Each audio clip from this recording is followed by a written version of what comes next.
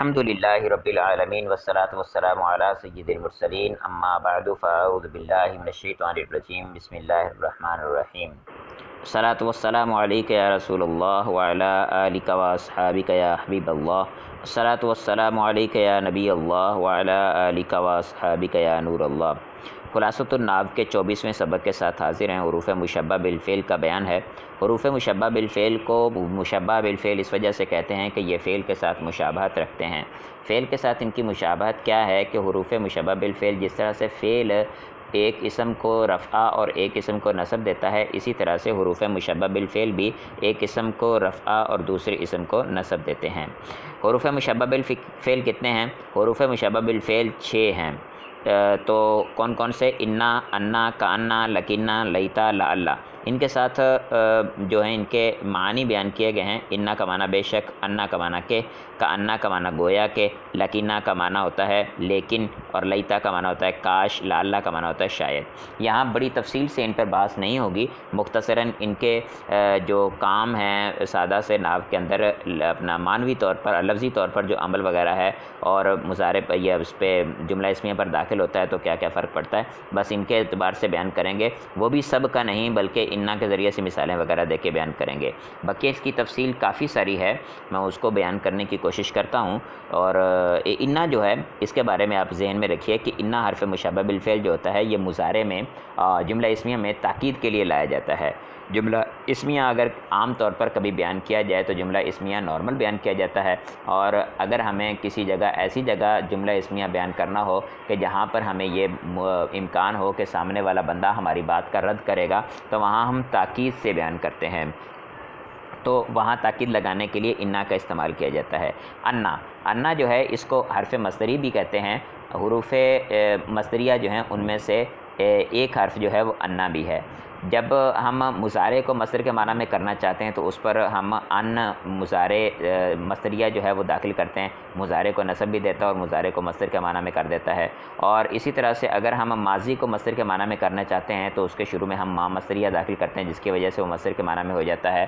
اسی طرح سے اگر ہم فعل جملہ جو اسمیہ ہے اس کو اگر مصدر کے معنی میں کرنا چاہیں تو اس پر انا کو داخل کیا جاتا ہے جس سے وہ اس کو مصدر کے معنی میں کر دیتا ہے۔ آگے انشاءاللہ ترجمہ آئے گا تو اس میں اس کی وضاحت بھی کر دوں گا۔ کاننا، کاننا تشبیہ کے لیے استعمال ہوتا ہے، ایک چیز کو دوسری چیز کے ساتھ تشبیہ دینے کے لیے استعمال ہوتا ہے۔ مثال کے طور پر ہم کہیں زید اسد، زید شیر ہے، تو زید شیر نہیں ہے، زید میں کچھ ایسی خصوصیات ہیں بہادری کی جو شیر میں ہوتی ہیں، تو اس وجہ سے ہم زید کو شیر کہہ رہے ہیں۔ تو ایسے مقام پر کیا کیا جاتا ہے کہ کاننا کو داخل کیا جاتا ہے۔ ترجمہ کیا ہوتا ہے؟ زید گویا کے شیر ہے، شیر نہیں ہے بلکہ گویا کے شیر ہے، یعنی یوں سمجھیے کہ شیر ہے، تو تشبیہ کے لیے استعمال ہوتا ہے۔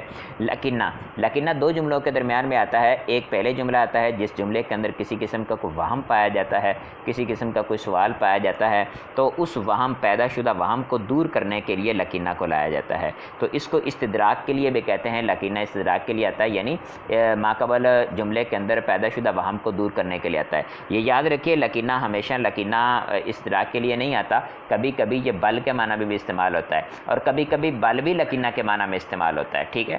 ویسے بل کا معنی بل کے ہوتا ہے، لکینہ کا معنی لیکن ہوتا ہے، لیکن کبھی بل کا معنی جو ہے وہ لیکن ہو جاتا ہے اور لکینہ کا معنی بل کے ہو جاتا ہے۔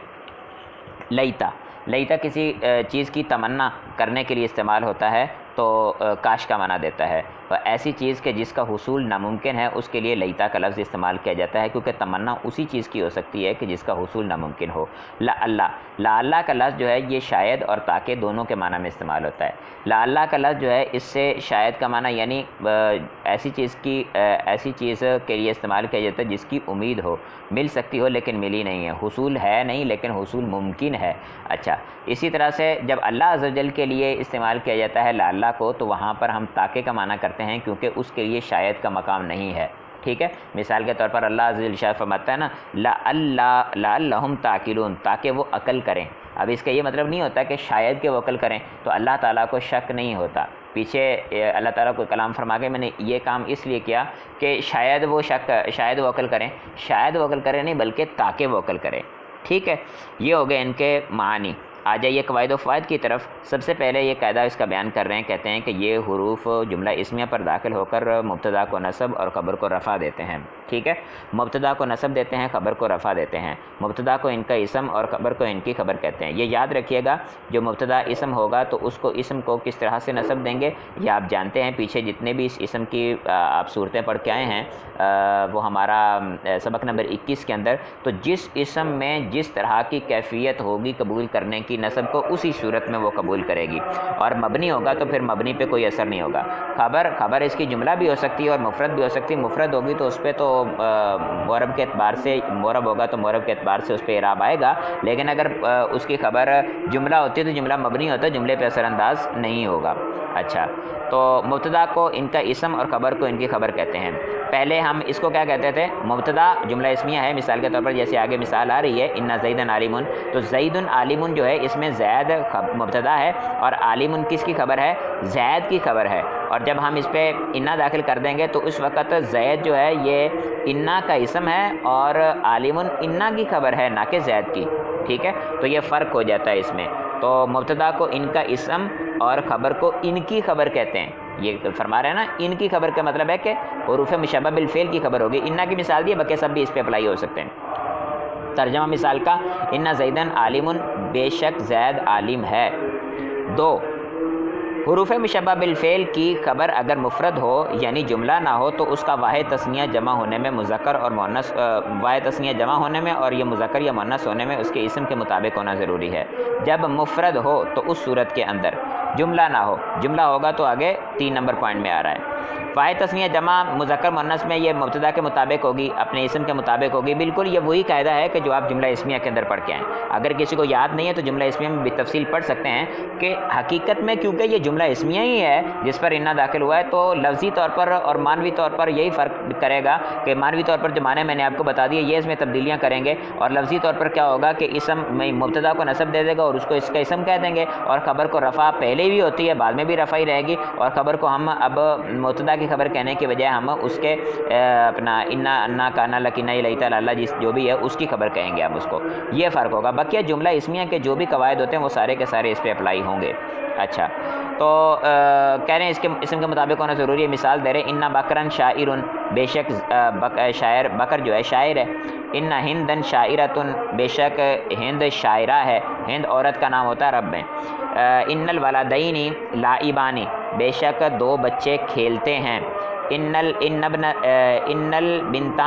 البنتین نائمتان، بے شک 2 لڑکیاں سوتی ہیں۔ نمبر 3، ان کی خبر اگر جملہ ہو تو اس میں اسم کے مطابق ایک ضمیر کا ہونا ضروری ہے۔ یہ پہلے بھی میں نے آپ کو عرض کیا تھا جب جملہ اسمیہ کا ہم سبق پڑھ رہے تھے کہ جملہ جو ہوتا ہے وہ ایک بذات خود ایک قائم لذات ہی چیز ہوتا ہے، وہ اس کو کسی کے ساتھ مل کے اپنا معنی ظاہر کرنے کی حاجت نہیں ہوتی، لیکن جب ہم کسی جملے کا جز بناتے ہیں کسی دوسرے جملے کو تو اس وقت جز بنانے کے لیے اس کے ساتھ تعلق قائم کرنا ضروری ہوتا ہے، جو ہم ایک ضمیر کے ذریعے سے کرتے ہیں، تو اس میں ایک ضمیر کا ہونا ضروری ہے۔ ظاہری بات ہے جس کی طرف لوٹے گی اس کے مرجع کے مطابق ہوگی ضمیر۔ ان اللہ خلق الجنہ، مثال دے رہے ہیں ان اللہ خلق الجنہ، اس ضمیر کو ضمیر عائد کہتے ہیں۔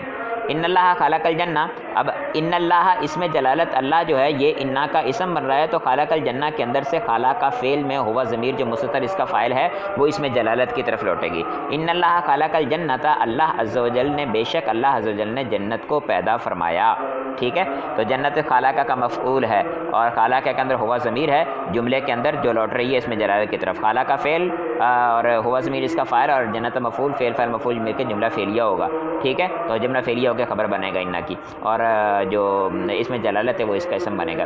ان البستانہ، اچھا یہ خبر جو ہے اس کی جملہ ہوتی ہے تو جملہ اسمیہ بھی ہو سکتی ہے، جملہ فعلیہ بھی ہو سکتی ہے۔ جملہ فعلیہ کی مثال ہو گئی، جملہ اسمیہ کی مثال پیش کر رہے ہیں، ان البستان ازہارہ جمیلۃ، باغ بے شک باغ کے پھول خوبصورت ہیں۔ اب ان البستانہ، بستان اس کا اسم ہے اور ازہارہ جمیلۃ یہ جملہ ہے، ازہارہ مضاف مضاف الیہ ہو کے اس کا مبتدا بن رہے ہیں اور جمیلۃ خبر ہے، مبتدا خبر مل کے جملہ اسمیہ بن کے خبر بنیں گے، تو ازہارہ کے اندر جو ہو ضمیر ہے یہ بستان کی طرف جاری ہے، جملے کے اندر ایک ایسی ضمیر ہے جو مبتدا کی طرف، اسم کی طرف، انا کے اسم کی طرف لوٹ رہی ہے۔